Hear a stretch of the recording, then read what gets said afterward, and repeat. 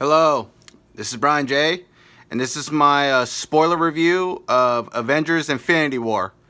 Man, what a roller coaster ride. It is such a great movie. It's very close to being a masterpiece because it was just so exciting, so action packed, had such really great character moments between all the characters. I felt that the humor between Thor and the Guardians of the Galaxy just meshed very well. I mean, and the way the humor was between Tony Stark and the Guardians of the Galaxy was also great. I think Thanos is a fantastic villain, probably the greatest villain that superhero movies have had since, next to Killmonger for the MCU. I think Thanos, Killmonger, and Loki are the greatest villains in the history of the MCU, and I think Thanos is the best villain in superhero movies since the Joker in The Dark Knight, portrayed by Heath Ledger. And Josh Brolin gave such an incredible performance as Thanos. I mean, he really carried so much of the emotional weight of the film. He portrayed a villain that was very complex, that was relatable, that was almost empathetic, but he was somebody to really be afraid of. I mean, this guy, he's changed the status quo with what he's done at the end of Avengers Infinity War. He gathered all the stones, all the Infinity Stones.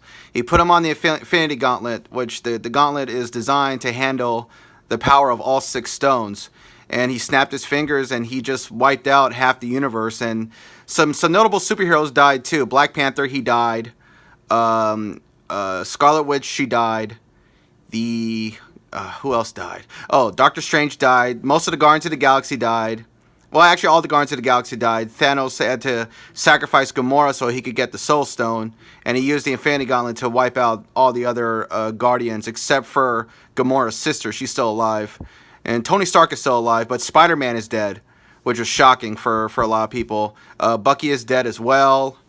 And so is the Falcon. He's dead too. It was a very emotional ending. I've never had such an experience in a movie theater watching a film and just feeling all these people just in utter shock of an ending to a superhero film. People were crying.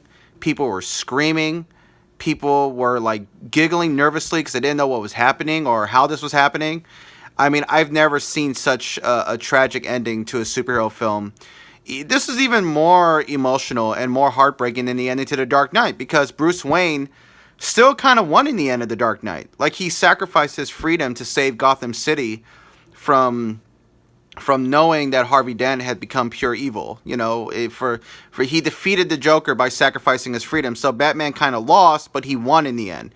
At the end of Infinity War, none of the superheroes won. None of the Avengers won. Iron Man didn't win. Doctor Strange didn't win. Captain America didn't win.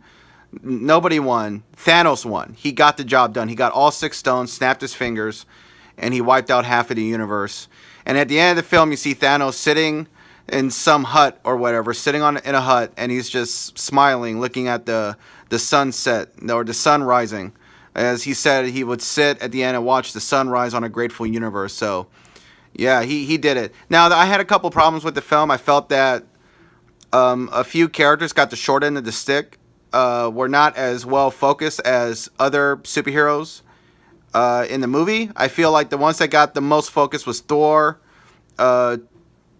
and Tony Stark and Doctor Strange. I felt they got most of the focus, with a little bit of Star-Lord, with Gamora, and Captain America. Captain America didn't really get a lot of focus. He was more of a supporting character, and so was Black Panther. But they were already fully developed in their own movies, so we didn't really need as much development on them or as much focus as others. But I felt that most of the superheroes probably got the short end of the stick as far as screen time and focus. And I felt that the Black Order was completely underdeveloped. Like, you couldn't name who those guys were or what their mission was. All you knew is that they served Thanos and they were helping him get the Infinity Stones. But in the comic books, there's so much history about the Black Order and Thanos and how they get along and how they work together, their whole history with working with Thanos. I mean, the comic books go into way more detail. And this film is probably some of the best science fantasy that I've ever seen. I think it's better than I think it's greater science fantasy than the last three Star Wars movies, in my opinion. But yeah, the acting was great, dialogue was great. I felt that the development for the Black Order was not that good. You didn't really know much what their motivation was, but Thanos' motivation was crystal clear. You got his motivation. He's all about population control. He doesn't want the universe to get overpopulated, so he wiped out half the universe. And it was a great movie. I loved it. I loved the ending. The third act was incredible. It was a very emotionally impacting film. And I really had no idea how much I love these superheroes so much until that ending. You know, like you appreciate stuff that's gone, I guess. But yeah, this is a great film. This is probably the greatest superhero movie I've ever seen in my life.